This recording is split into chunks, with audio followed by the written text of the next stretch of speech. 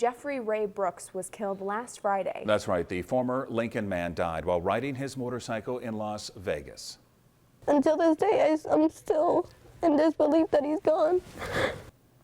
Jeffrey Ray Brooks, who was 22, lived in Vegas for almost 4 years. It was also home to his fiancee, Diana, and their children. His family is remembering him with T-shirts and also some tattoos that symbolize his love for riding. It doesn't matter where you rode to, even if it was down the street to the gas station. The enjoyment on his face when he rode, it was just like, it made you happy, it made you want to ride a bike. Funeral services for Brooks are next Wednesday at 11 a.m. at New Hope United Methodist Church. There's also a GoFundMe account that has been set up. And as we mentioned a little bit ago, friends and family met tonight to remember him. A vigil was held, and Channel 8 Eyewitness News reporter Brent Bonfleur was there. Brent? Well, Megan, as you can imagine, it was a somber night out at American Legion Park as about 100 of those who knew Jeffrey best gathered to remember his life. Even though we walk through the valley of the shadow of death, he is always with us. Tears from family, friends, and teammates shed for Jeffrey Ray Brooks, the 22-year-old Lincoln man killed in a motorcycle accident last week.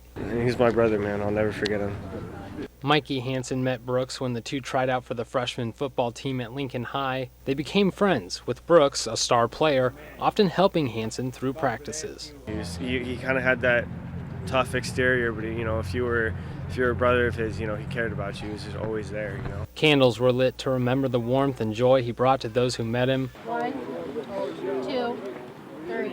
And balloons in his favorite shade of blue released into the sky. He always loved having fun, making you laugh, see how fast he can go up and down the steps or around the house. His older sister, LaToya, honored with her brother's jersey. No one wore number 3 like Jeffrey did. She remembers never being able to keep a smile off her face when her brother was around. But he loved to have fun, he loved to make you laugh, keep you busy. There was never a dull moment. And he'd always, when he smiled, which sometimes he might have cut that under, but when he smiled, it lit up the room and you knew he was there.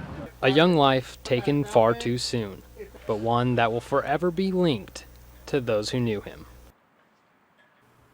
And once most of the people had left, I spoke with several of Brooks's teammates, and Rod, Megan, they weren't crying, they were laughing, remembering all the good times they had with their friend. Well, our thoughts are definitely with them through this tough time. Thank you, Brent, for the story. Yeah.